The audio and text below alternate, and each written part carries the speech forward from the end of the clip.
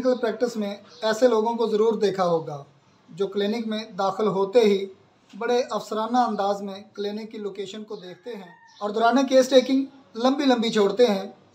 जैसे कि मैंने फ़लाँ को ठीक किया, मैंने फ़लाँ बंदे को ऐसा नुस्खा दिया कि वो बंदा 2 पुड़िया खा के ही ठीक हो गया, मैंने फ़लाँ बंदे को ये नुस्खा बना के दिया, उसने एक ही पुड़िया खाई वो जवान हो गया। ऐसी बातें करने वाले लोग, बड़ी बड़ी छोड़ने वाले लोग, ऐसे ही हवा में तीर चलाने वाले लोगों से जब आप पूछते हैं कि आपको क्या मसला है, तो आपसे मुखातब होते हैं और कहते हैं डॉक्टर साहब मुझे एक मसला है, लेकिन अगर मुझे ये फ़लाँ चीज़ मिल जाए ना तो मैं अपना इलाज कर लूँ। और बड़े बावजूद तरीके से कहते हैं कि बस डॉक्टर साहब ये चीज़ मुझे मिल जाए ना तो यकीन माने मैं बिल्कुल ठीक हो जाऊँगा। लेकिन मैं बीइंग ए होम्योपैथिक डॉक्टर